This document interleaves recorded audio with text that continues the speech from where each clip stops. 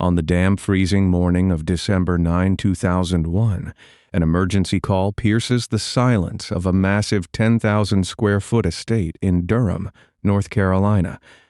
The time is 2:40 in the morning.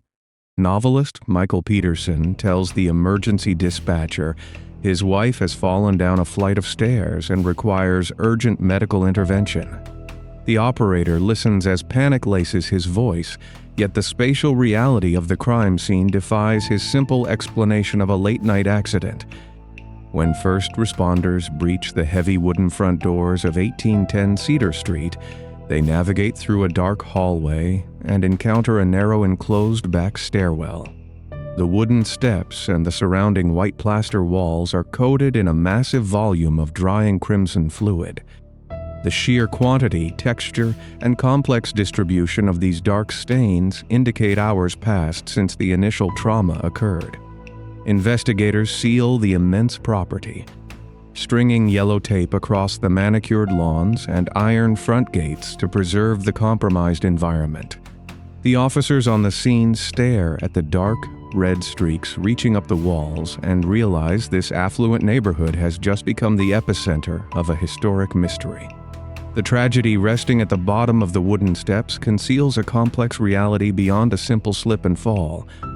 Before the sirens shattered the tranquility of the historic Forest Hills neighborhood, Kathleen Peterson stood as the vibrant center of a complex blended family. She and Michael occupied a majestic 14-room mansion situated at 1810 Cedar Street, a property radiating historic Southern wealth. The estate featured a sweeping circular driveway in the front, surrounded by towering century-old oak trees casting long shadows over the imposing brick facade. Towards the back of the property, a long stone pathway led past a sprawling wooden deck to an isolated swimming pool. This pool area rested more than 100 feet away from the main structure. A dense canopy of trees enclosed the backyard, isolating the patio from the sightlines of neighboring homes and the adjacent street. Inside the residence, narrow servant stairs connected the modern kitchen to the upper master suite.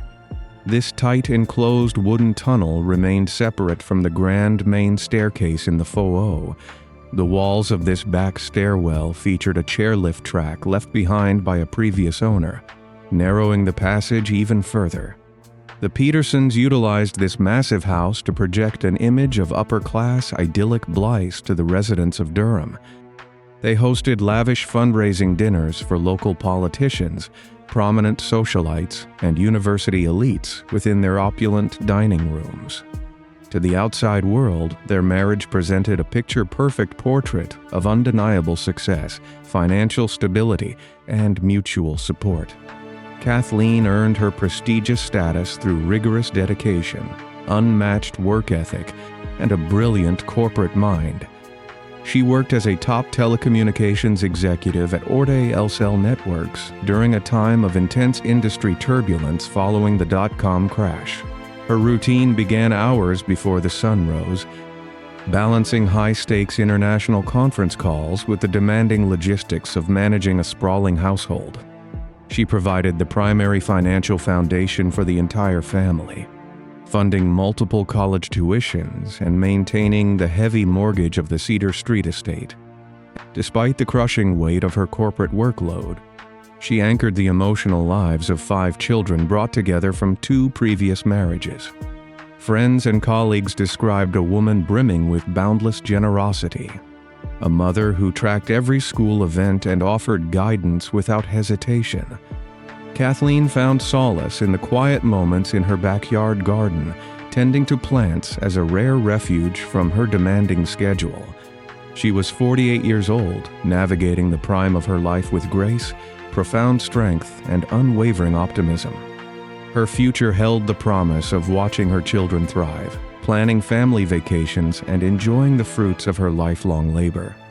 The community viewed her as an unstoppable force, a woman holding the fabric of her entire family together. Yet, the pristine facade of 1810 Cedar Street masked hidden financial strain and deep personal fractures behind closed doors. The immense upkeep of the historic mansion drained the family resources, while Michael struggled to secure a stable, lucrative income from his writing career. The couple portrayed an egalitarian partnership to the public, yet Kathleen bore the overwhelming majority of the fiscal burden. Behind the heavy oak doors, the complex reality of their domestic life remained concealed from the wealthy neighbors and frequent party guests. The Durham community viewed Michael as a charismatic intellectual, a man running for local political office and penning provocative columns for the city newspaper. Kathleen supported his public ambitions, standing by his side during campaign events and offering a radiant smile for the local press cameras. She believed in the sanctity of her home, trusting the man she married and the intricate life they built together. The sprawling estate provided a theatrical stage for this curated illusion of domestic perfection. No one attending their extravagant holiday parties suspected the hidden tensions festering beneath the surface of their marriage. The rigid expectations of high society demanded absolute perfection, and Kathleen delivered that perfection every single day. The point of no return arrives on the crisp, cool evening of December 8, 2001. Kathleen and Michael spend the night at home, seeking a quiet reprieve after an exhausting corporate work week. They rent the movie America's Sweethearts, share a bottle of wine in the living room, and migrate to the backyard patio. The winter temperature drops into the low 50s, and the air carries the scent of pine needles as they sit by the secluded swimming pool. The distance from the edge of the pool back to the main house spans more than 100 feet across a darkened, uneven lawn. Michael claims he preferred to stay outside in the chill, smoking a cigar and watching the stars by the water. Kathleen leaves the pool area to head indoors, mentioning an urgent morning conference call she needs to prepare for. She walks by herself across the cold grass, steps onto the wooden deck, and enters the house through the heavy, sliding glass doors. She moves through the silent, dark kitchen and approaches the narrow back stairwell leading to the second floor. She leaves the external world behind, stepping into the confined space of the servant stairs. In the early hours of December 9, Michael leaves the pool deck and walks back to the main residence. He traverses the long, dark yard steps through the patio entrance and crosses the kitchen tile. He turns the corner toward the back staircase and discovers Kathleen at the bottom of the wooden steps. At 2:40 in the morning, Michael dials emergency services, his voice echoing through the massive empty corridors of the house. He tells the dispatcher his wife had an accident, claiming she is still breathing but remains unconscious on the floor. 7 minutes later, at 2:47, he calls back stating she has stopped breathing altogether and requires immediate help. Paramedics arrive minutes later, stepping into a horrific scene defying the standard logic of a household trip and fall. The walls of the enclosed stairwell are painted with thick, dark red streaks, while Kathleen rests lifeless on the cold, hardwood floor. First responders notice dried fluid on her skin, suggesting a massive time gap between the trauma and the emergency call. The officers on the scene secure the perimeter, cordoning off the front gates, the driveway, and the entire backyard to freeze the compromised environment. The medical examiner assumes custody of the scene, and the subsequent autopsy shatters the initial illusion of an accidental fall. The forensic pathologist discovers an unprecedented anomaly during the intense physical examination of the body. Kathleen suffered 7 deep, severe lacerations to the posterior scalp, injuries responsible for massive fatal fluid loss. These jagged wounds feature a peculiar 3-pronged shape, resembling complex claw marks rather than standard flat impact points. The toxicology report reveals a modest blood alcohol content of 0.07, eliminating severe intoxication as a primary cause for a catastrophic fall. Despite the severe damage to her scalp, the examiner finds 0 skull fractures and 0 brain swelling. A standard tumble down a wooden staircase produces distinct bruising, broken bones, and significant concussive trauma to the brain tissue. Kathleen exhibits none of these standard impact signatures, leaving veteran forensic experts baffled by the physical evidence. The total absence of internal brain injuries contradicts both a simple staircase fall and a traditional attack with a heavy, blunt object. The Durham police realize they are staring at an impossible physical puzzle, marking the genesis of a decades-long legal nightmare. In the days following December 9, 2001, Durham investigators transform the massive 14-room mansion into a strict grid of evidence collection.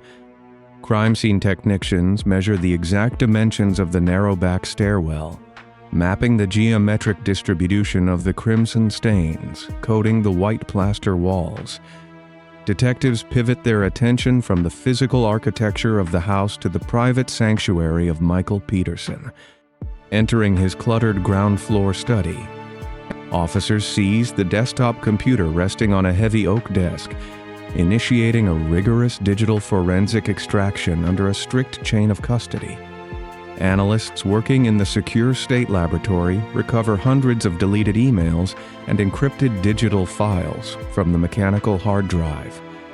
These recovered digital records reveal a hidden life entirely detached from the pristine public image Michael projected to his wealthy neighbors. The communications document extensive financial arrangements with male escorts spanning across the state of North Carolina. Investigators theorize Kathleen discovered these explicit messages on the family computer late that evening after returning from the pool. This devastating digital discovery provides the prosecution with a tangible, explosive motive for an immediate catastrophic domestic confrontation.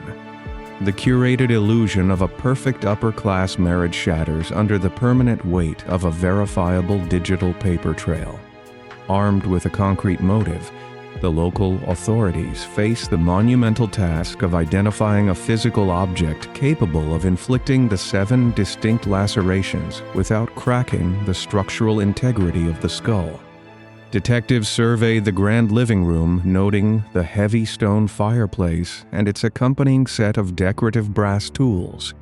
Family members alert investigators to a specific missing object, a hollow brass fireplace tool known as a blowpoke gifted to the couple by the sister of Kathleen years prior.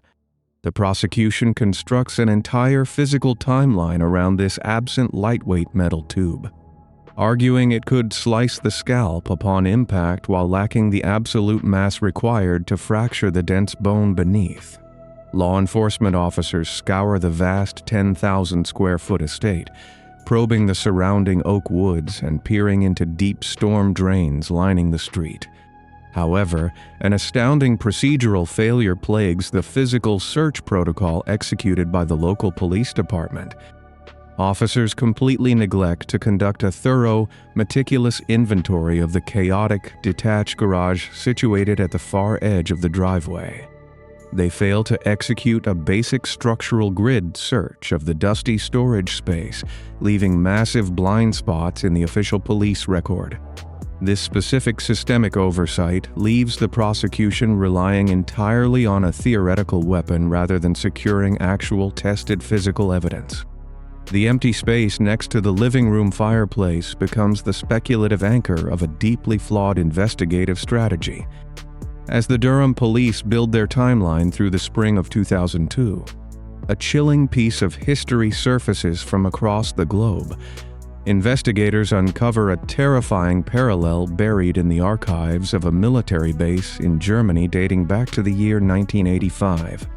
Elizabeth Ratliff, a close personal friend of Michael Peterson, met a permanent end at the bottom of a wooden staircase inside her European home. Michael stood as the absolute last person to see her alive the night before her grim discovery. To confirm this haunting structural pattern, authorities secure an unprecedented judicial order to exhume her remains from a quiet civilian cemetery in the state of Texas. Forensic pathologists transport the sealed metal casket to a secure state laboratory for a comprehensive secondary examination of the skeletal remains. The medical examiner strips away the assumptions of the original military report examining the preserved skull under harsh fluorescent lights.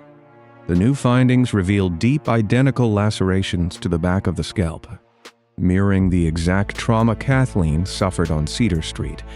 The state constructs a staggering circumstantial bridge between the two tragedies separated by a vast ocean and 16 years.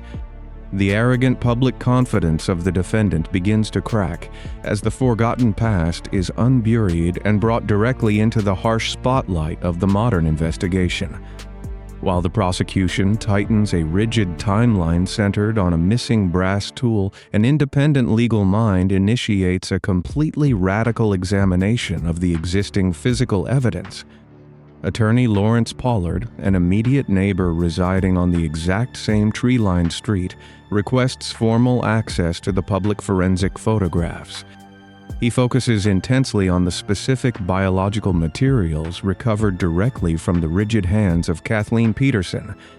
The state crime laboratory report documents that she gripped thick clumps of her own hair, pulled directly from the root during her final moments.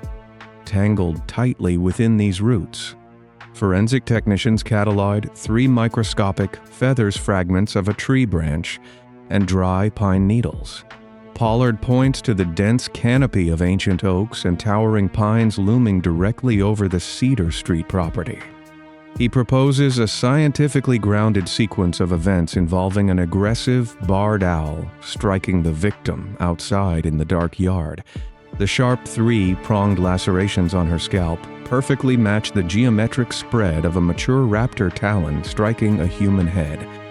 The defense team receives this biological theory, but hesitates to present such an unprecedented narrative to a traditional conservative jury. This strange intersection of wildlife, biology, and human tragedy remains a quiet, marginalized footnote during the active preparation for the impending trial. The entire legal strategy of the state hinges heavily on deciphering the complex crimson patterns decorating the walls of the enclosed stairwell. The prosecution recruits Duane Deaver, an analyst from the State Bureau of Investigation operating out of a pristine laboratory in Raleigh. Deaver sets up physical mock-ups within the facility, striking fluid-soaked sponges with various blunt objects to recreate the chaotic spatter pattern found in the Peterson home. He commands ultimate authority over the physical interpretation, presenting himself as an infallible expert in a highly subjective and largely unmonitored forensic discipline. Law enforcement protocols of the era offer virtually no independent oversight to challenge or verify the scientific validity of his specific physical experiments.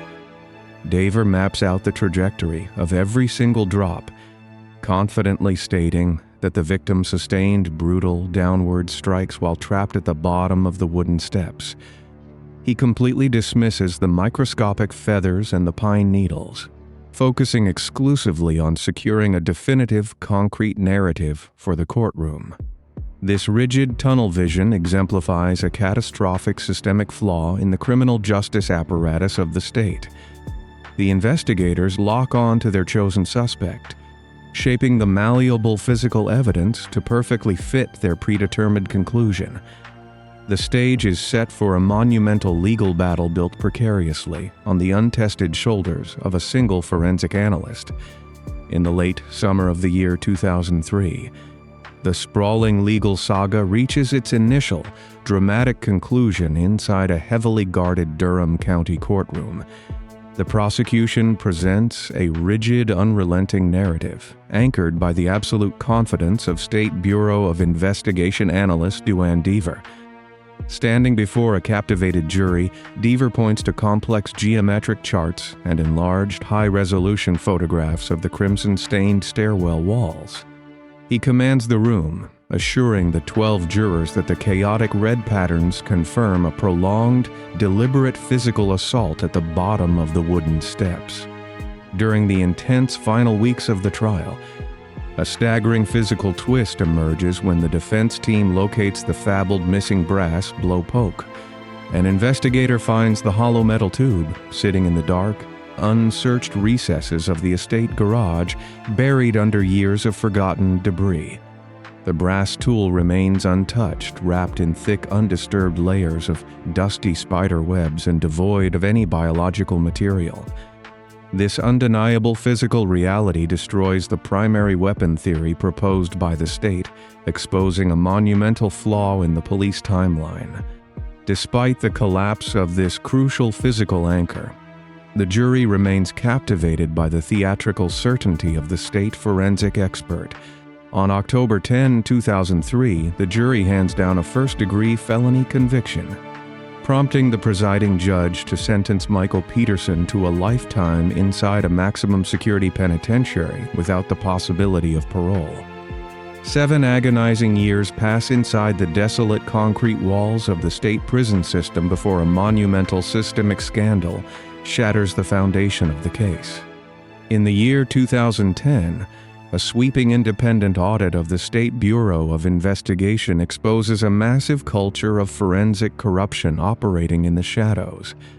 Duane Deaver stands at the absolute center of this catastrophic institutional failure, exposed for committing extensive perjury across multiple high-profile criminal trials throughout the state. Investigative journalists and independent legal advocates uncover a horrifying pattern of deceit hidden behind official laboratory protocols and sealed state records. Auditors discover that Deaver suppressed crucial chemical test results that favored defendants, altered official documentation, and created fabricated physical experiments to match the specific theories of local prosecutors. He operated without external peer review, exploiting a rigid bureaucratic loophole that protected state crime lab analysts from independent scientific scrutiny. The state government granted him unchecked authority over fluid trajectory analysis, allowing him to send countless citizens to maximum security cells based on manufactured pseudoscience. This infuriating revelation proves definitively that the criminal justice system prioritized securing high-profile convictions over seeking verifiable scientific truth. The specific fluid analysis that sealed the fate of Michael Peterson is classified by independent experts as compromised, tainted, and worthless. The sheer magnitude of this laboratory scandal forces the judicial branch to re-examine hundreds of finalized criminal cases bearing his signature. Armed with the explosive proof of state corruption, the defense attorneys file an immediate, aggressive appeal to dismantle the 2003 verdict. In December of the year 2011, a Superior Court judge convenes a highly anticipated special hearing to review the devastating findings of the independent state audit.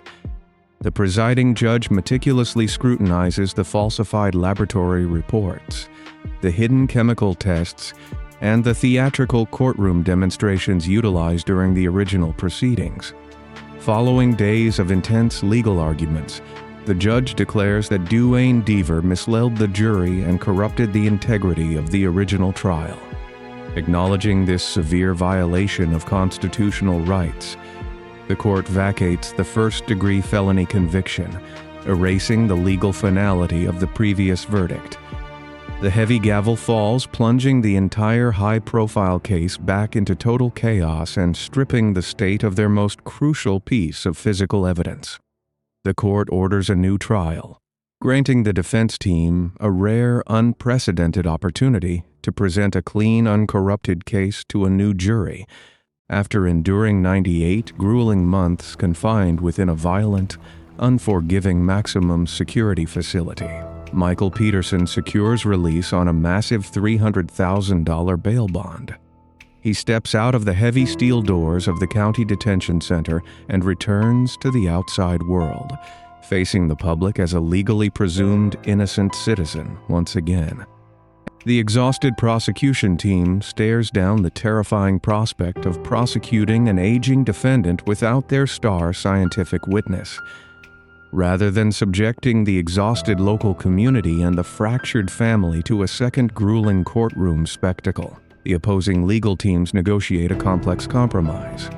In February of the year 2017, Michael Peterson returns to a familiar Durham courthouse to submit a specialized legal maneuver known as an Alford plea. This specific plea structure represents a bizarre, controversial paradox within the modern American justice system designed to resolve deadlocked legal battles. By entering this plea on the official record, a defendant maintains their factual innocence and denies committing the fatal acts in question. However, the defendant simultaneously acknowledges in front of the presiding judge that the prosecution possesses sufficient circumstantial evidence to convince a reasonable jury of a guilty verdict. The defense team frames this difficult decision as an act of sheer survival, calculating that fighting a tainted system twice carries too much permanent risk. The prosecution accepts the deal to salvage their public reputation after the catastrophic state laboratory scandal decimated their scientific credibility. The judge accepts the Alford plea to a lesser charge of voluntary manslaughter, bringing an immediate bureaucratic halt to the decades-long legal war. This intricate legal loophole allows the state prosecutors to secure a technical conviction, while permitting the defendant to walk away without offering any verbal admission of guilt. The crowded courtroom remains silent as the final pieces of legal paperwork are stamped, closing the criminal docket on the horrific tragedy at 1810 Cedar Street. Following the acceptance of the specialized plea, the presiding judge hands down a revised finalized sentence of 86 months in the custody of the state penitentiary. Because Michael Peterson had already spent 98 harsh months locked inside a maximum security prison prior to his initial release on bail. The new sentence is eclipsed by the massive amount of time already served. The official court record reflects the completion of his penal obligation, and he stands up from the heavy wooden defense table free from state custody. He turns away from the judge, authorized to leave the historic courthouse without facing another single day behind heavy iron bars.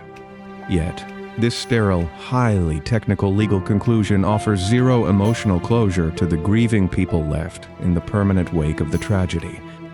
The sprawling, once vibrant blended family remains forever shattered, divided by years of bitter public accusations, leaked secrets, and agonizing courtroom testimonies.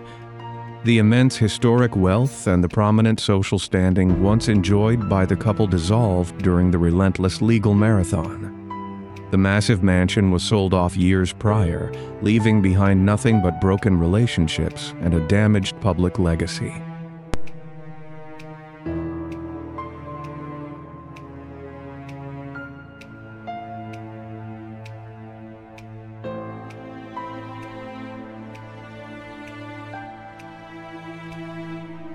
They watch with grim, hollow expressions as the man they hold responsible exits the heavy double doors and walks out into the bright winter sunlight.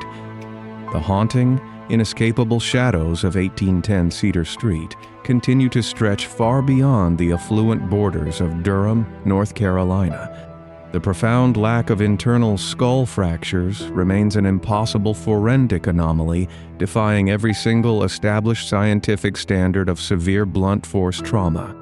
The discovery of microscopic feathers, the tangled dry pine needles, and the peculiar three-pronged lacerations preserve the chilling plausibility of a sudden brutal avian strike from the dark winter sky. The bizarre intersection of complex forensic evidence and the introduction of the infamous owl theory cemented this case as a dark milestone in criminal history. The disgraceful legacy of Duane Deaver and his manufactured fluid trajectories serves as a permanent warning regarding the extreme dangers of unmonitored state authority and unchecked pseudoscience in the courtroom. Amidst the endless legal technicalities and the sensational media coverage, Kathleen Peterson lost her brilliant corporate career, her vibrant future, and her precious chance to watch her beloved children grow into adulthood. The systemic failures of the local investigators, the glaring paperwork errors, and the corrupt laboratory protocols ensured that the definitive truth of her final moments would never see the light of day. Her tragic end at the bottom of a narrow wooden staircase forced the entire nation to confront the terrifying fragility of the modern criminal justice system. The mystery resting on the wooden stairs continues to captivate the imagination of true crime scholars and independent investigators worldwide. The exact sequence of horrific events that unfolded in the dark, isolated hours of December 9, 2001 remains locked away in the silent past forever.